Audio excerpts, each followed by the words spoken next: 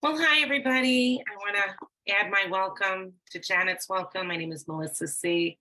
I'm a recovered compulsive overeater. I live in New York. And yeah, it's a pleasure to be here. And like Janet said before, this really is one of the things I love to do most in the world is talk about recovery, talk about the 12 steps, talk about the miracle that has happened for me through this program, through these 12 steps. And, and I say like our solution is that God has entered our hearts and lives in a way which is indeed miraculous.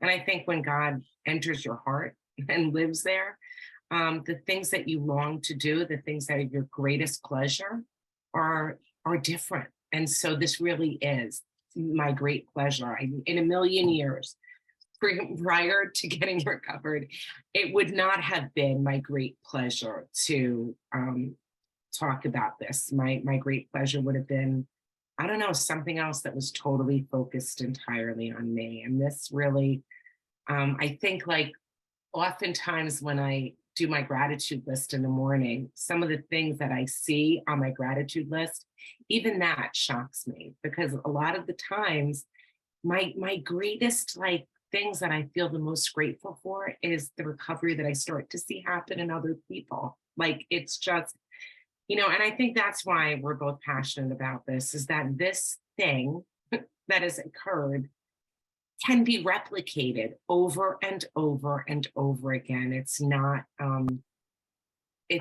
reserved for the select few. It's for anybody who does these steps, right? Who really submits to God and does their best to live in agreement with these steps can too have this transformative experience. So with that, I'm going to jump into the topic tonight, which is step 7, humbly asked him to remove our shortcomings.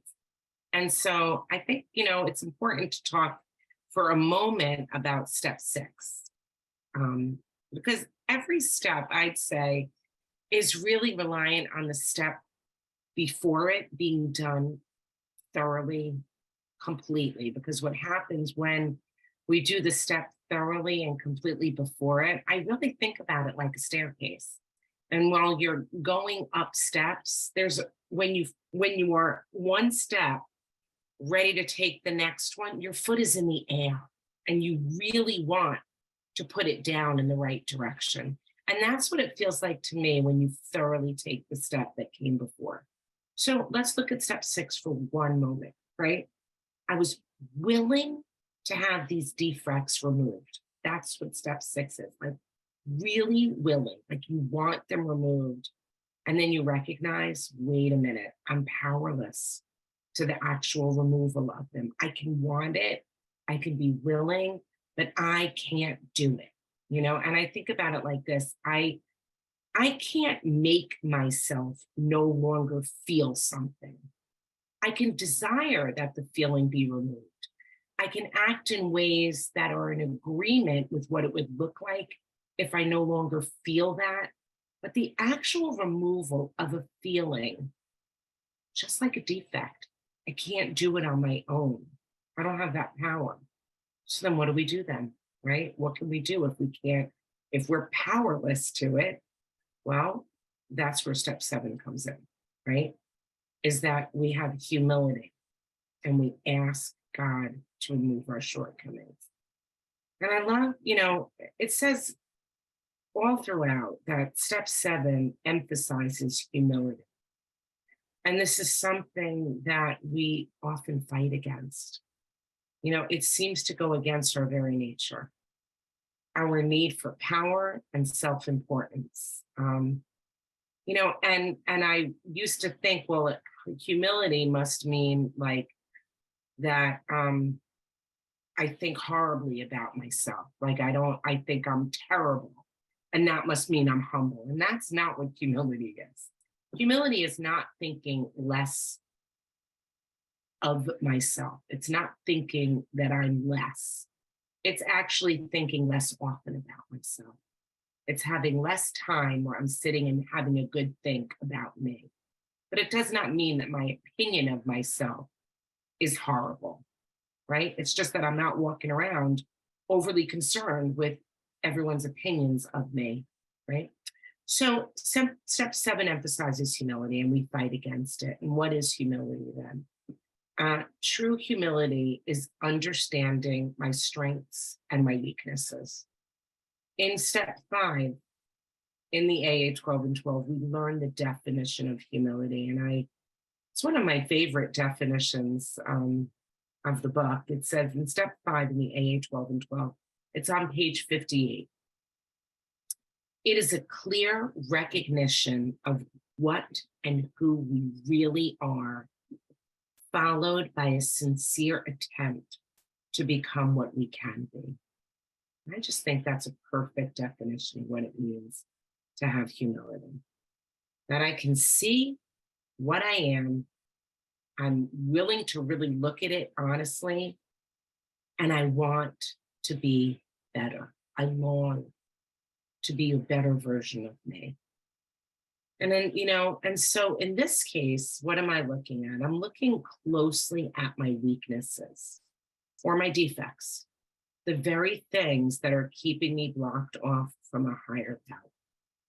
And I needed these things, and I need these things to be removed so I can get a better connection with God. They're in my way of feeling a connection with God. And I saw in my inventory that my defects were keeping my resentments alive.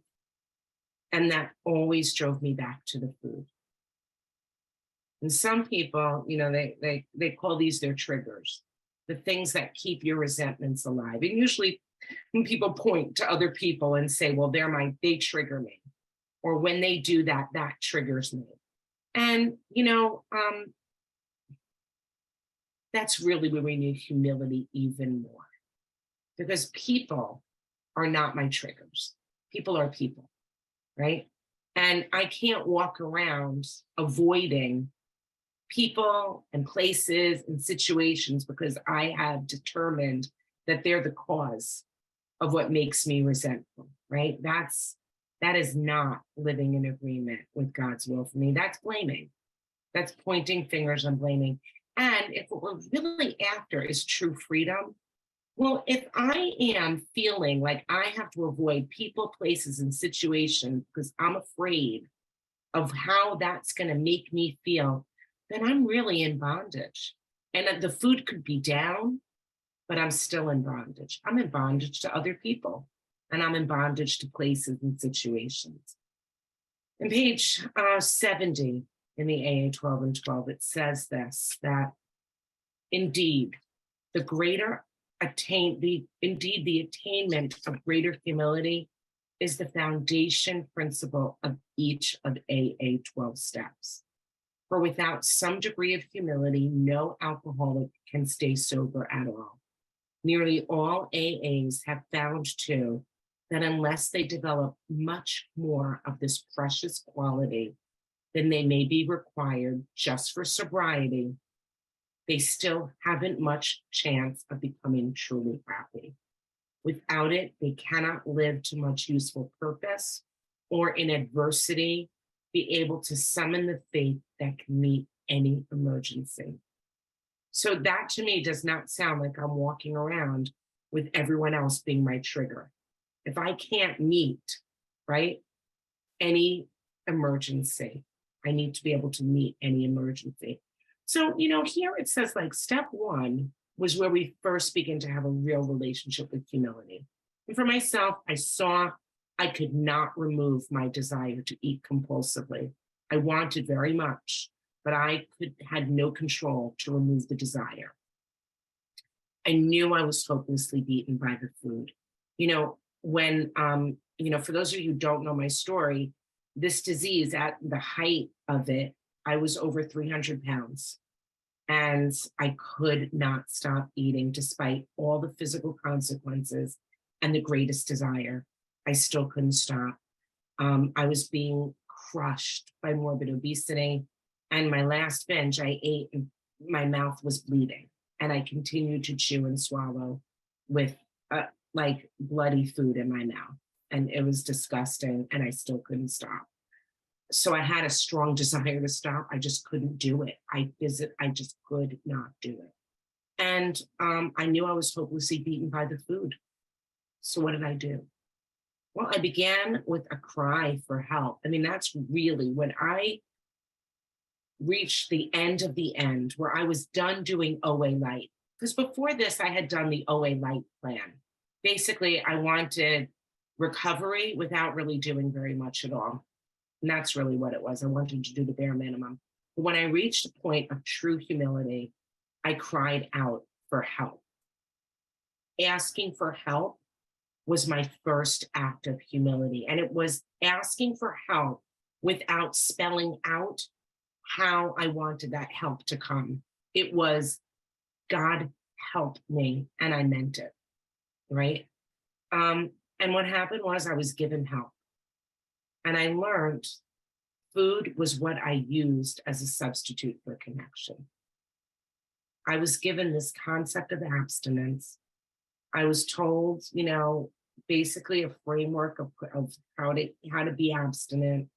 And I got a food plan, and I did everything in my human power to live in agreement with that food plan. That's really where it started for me. Like it meant I went to the supermarket, I bought the groceries, and I got the scale, and I made a plan, whether I wanted to do it or not, whether I felt like I could do it or not. I did everything in my human power that I could. And I did this with the understanding that I needed God to remove the desire, but I was going to have to cooperate, right? I was going to have to do the legwork, to take actions that would support the desire being removed. I had to be willing to do whatever was necessary in order to have the desire to be lifted. And well, to me, step 7 is very much the same. In step 6, I became willing to have God remove these defects of character and all of the things that were causing me misery and pain and that were bringing me back to the food. I wanted God to remove them. And I demonstrated this willingness to have my defects removed by practicing a new way of living. One thing that I was taught to do that I think is very, effective is that I looked at my defects. I took my defects, I put them down on paper, and I wrote out specifically how they looked in my life, what actions I was taking when I was living in the grip of my defects. And then on the other side of the paper, I wrote down what it would look like if I didn't have these defects. And it kind of reminded me of a food plan, right? Only now it was my behavior plan. And I was practicing behaviors that were foreign and they felt awkward, just like my abstinence was in the beginning, foreign and awkward.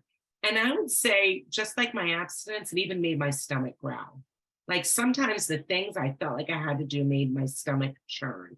Felt sick to my stomach to not get to do what I wanted to do or have to practice doing something that I did not want to do. And step 7 tells me that I can't remove these defects. That's going to be up to God to do, but I can cooperate with God. So let's focus some more on this concept of humility, since it's such an important concept of step 7. And I'd say, it's gotten a bad rap in this world. Most buy into this idea of using our primary instincts to secure our positions in life. And I was thinking about how people refer to their jobs and careers as making a living. Like they call that like what you do to make a living. And while there's nothing wrong with material well-being, right? In fact, it says on page 71 that we don't enter into debate with many who still so passionately cling to the belief that to satisfy our basic natural desires is the main object of life. But we are sure that no class of people in the world ever made a worse mess of trying to live by this formula than alcoholics. So when I say I make a living, I can no longer refer to that as by the income that I bring into my house. What I like to say about making a living is, how do I live in agreement with God's will for me? That's what tells me if I am making a living or not. And, we are cautioned that material success is not always in our own best interest. It really makes me think about Bill Wilson and how in Bill's story, when he was having tremendous material success and was worshiping the almighty dollar, he was not living his best life, right? He was in this sumptuous apartment he describes at the height of his success, and his drinking took on more serious proportions. And yet compare that to page 15 of Bill's story, where it says, my wife and I abandoned ourselves with enthusiasm to the idea of helping other alcoholics to a solution of their problems. I was fortunate, I love this part. I was fortunate for my old business associates remained skeptical for a year and a half, during which I found little work.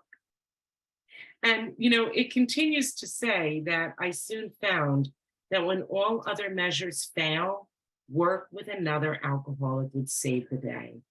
Many times I've gone into my old hospital in despair.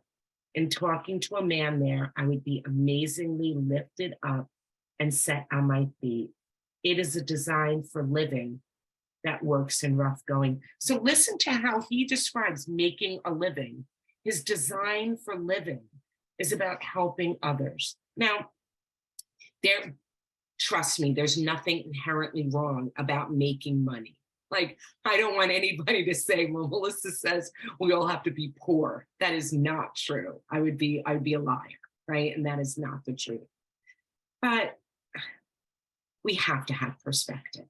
We must have perspective on this. And it goes on page 71 to say, we had lacked the perspective to see that character building and spiritual values have to come first, and that material satisfactions were not the purpose of living.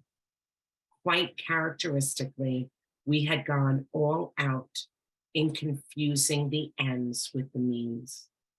And I would say that oftentimes when we're living in ways that we believe the ends justify the means, what does that really mean? It means that we are doing things that are outside our own ideals, but we're justifying them because we have a plan that we want to come to fruition. And that's where they say, oh, the ends justify the means. And when I hear that, what it means is that I'm being dishonest, I'm being self-centered, and I'm fear-driven, all in my attempt to get my ultimate design met, not necessarily God's, mine. So let's talk about having humility to ask for dishonesty and selfishness to be removed. On page 72, it says, we never thought of making honesty, tolerance, and true love of man and God the daily basis of living, right? And again, it talks about what does it mean to have a living, right?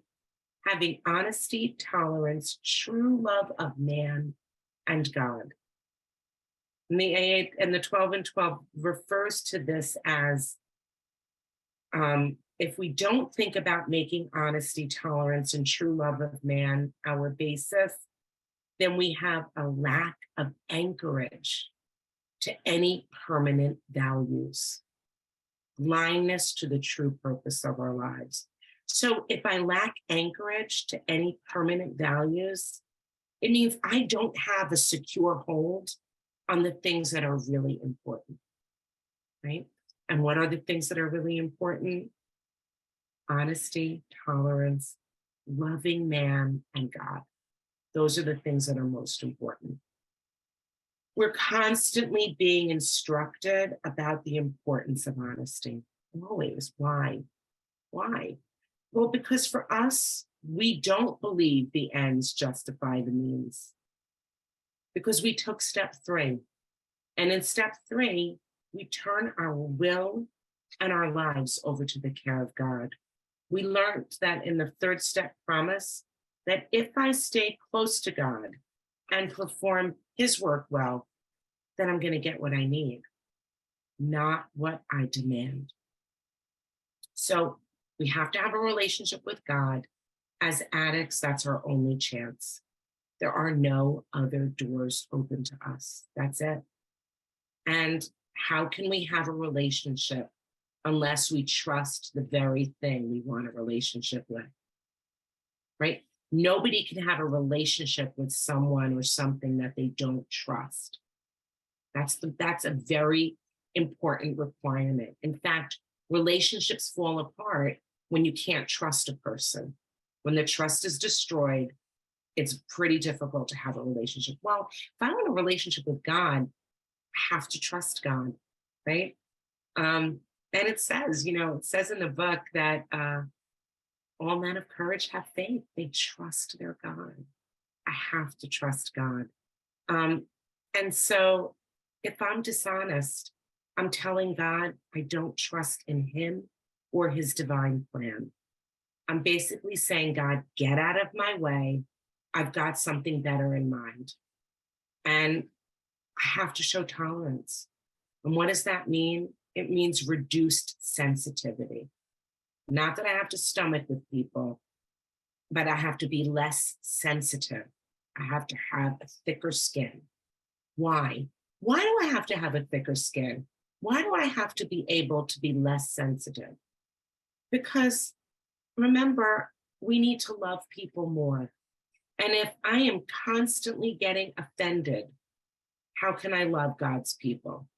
And the more I love God's people, his creations, the more I love the creator, right?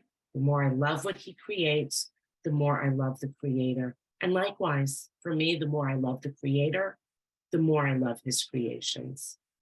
And I think about how we really do find happiness when we're anchored, when we're really attached to permanent values.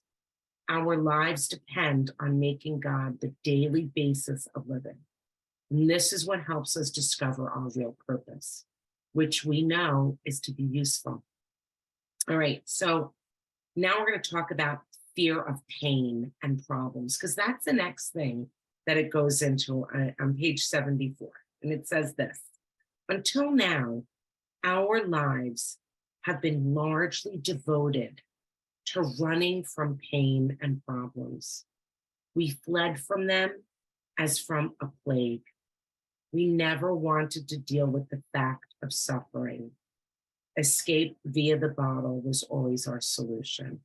So a big part of step 7 for me is the understanding that I only increase and prolong my pain when I try to avoid discomfort. And while I don't seek discomfort today, it's not like I'm on a quest to find ways that I can be uncomfortable and in pain. I don't really waste too much time and energy avoiding it either. I trust that God will be there through the painful times and the times of discomfort. On page 75, it says, failure and misery transformed by humility turn into priceless assets. We heard story after story of how humility had brought strength out of weakness. And in every case, pain has been the price of admission into a new life.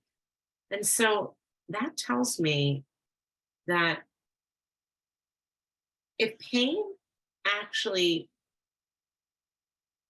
brings me into a new life, I don't necessarily have to be afraid of it, because something good is going to come from it, right?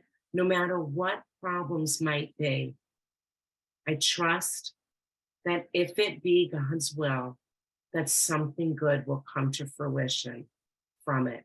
And I think about it like this, like, what are the things that give us greatest pleasure is being useful to other people. So I know that if I'm going to go through a difficult period, then it's going to have some capacity to be helpful for somebody else.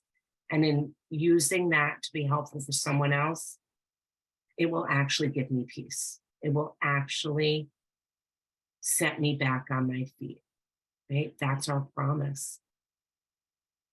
So if all of our experiences can become vehicles that transport us into happier lives, then what happens is this: we begin to fear pain less and desire humility more than ever. That's what the book says. I'm going to fear pain less and desire to have more humility. And, what I see is that oftentimes my discomfort is a signal. It's a message telling me that, well, either let go of an outcome or let go of an expectation, or sometimes the pain is signaling me that I actually have to take action, right? Sometimes the pain is like, you're going to need to do something different. And I often prolonged my misery because I was afraid of a possible outcome. I lived at times with my head buried in the sand. That was part of what it was like for me in the disease. I feared confrontation. I feared criticism. I lived like so many of us do, extreme denial or complete obsession. I said I had two ways that I lived.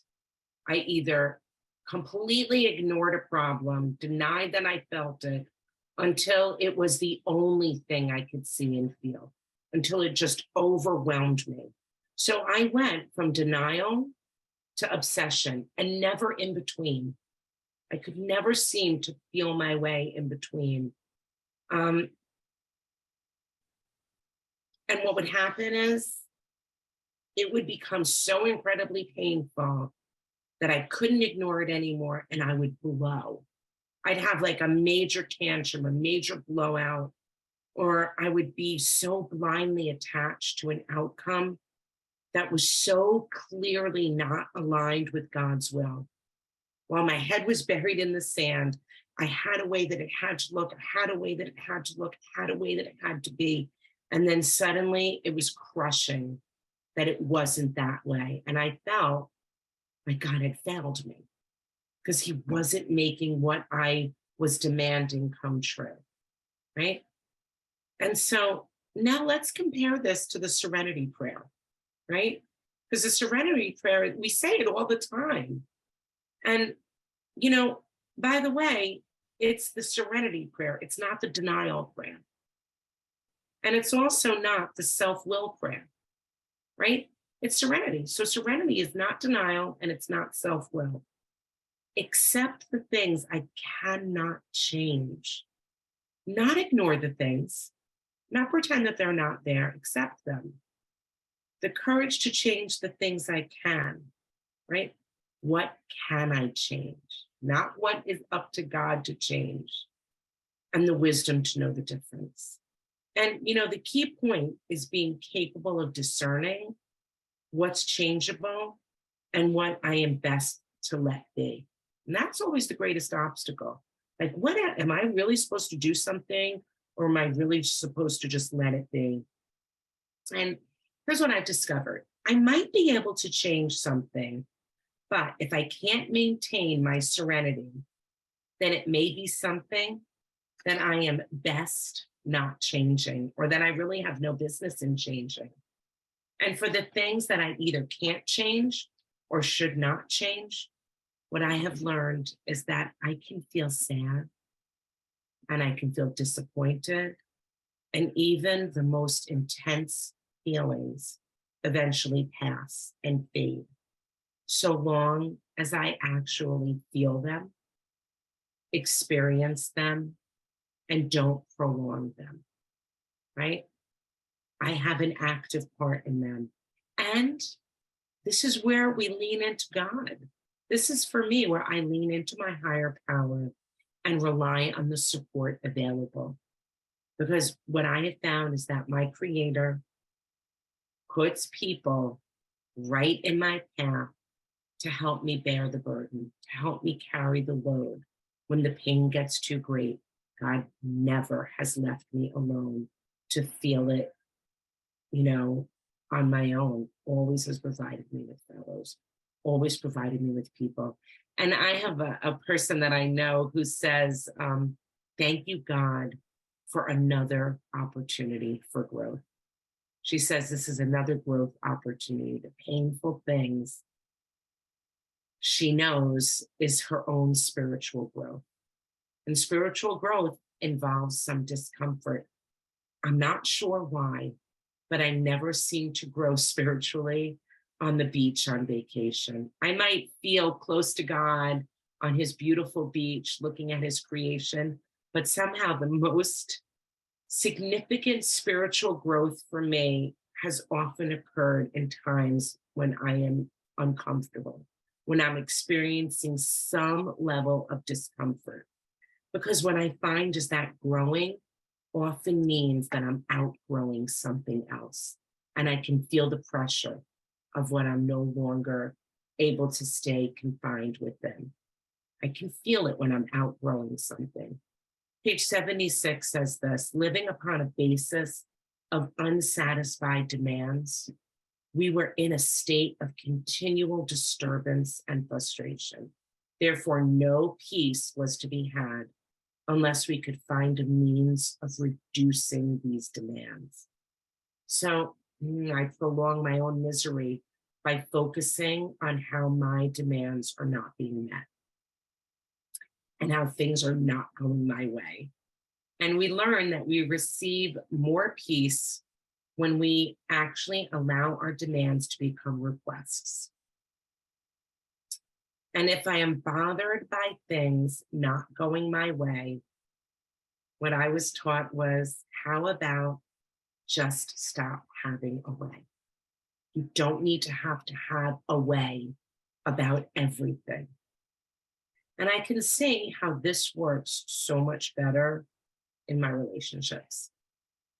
I don't feel as resentful when my kids don't do what I want, when I actually stop wanting so much, right? When I stop being so attached to what I want.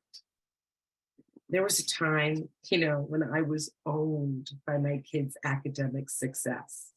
Like, it was everything to me. It was my God. If they did well, it meant I was doing well. That's how I used to measure my own parenting. I told myself that if they did well, then they would have perfect futures, easy paths. And I would say, yeah, it's natural for us to want our family members' lives to be trouble-free. Yeah, we can kind of want that, perhaps, right? But if my own spiritual growth occurs in times of discomfort, and I know that's true, then I must believe that the same is true for the people I love, that their own spiritual growth might actually involve discomfort. And it's selfish of me to want to skip their spiritual growth, because I'm uncomfortable when they're uncomfortable, right? That would mean that I'm putting my own comfort ahead of their own spiritual growth. And I love, someone explained to me once, it's like a butterfly going into a cocoon. And me as a parent, I look at the caterpillar in the cocoon, and it's going to start coming out, right? And it's hard. That butterfly has to work at it, and it looks painful. And I am this person who wants to take my fingers and crack open the cocoon, right? Open it up, make it easy for the butterfly. And anybody who knows anything about butterflies is, you actually will kill them if you do that, because struggle is important for their own growth. They cannot survive without struggle. And as much as I hate to see the people I love struggle, I have to believe that if there's a struggle in store for them, that God has a plan. I must believe in his plan. I also thought that that their struggles might embarrass me. I didn't want to be embarrassed by their struggles. I had this thought that it might put me out in some way, that it would make me look bad, that it would make me uncomfortable.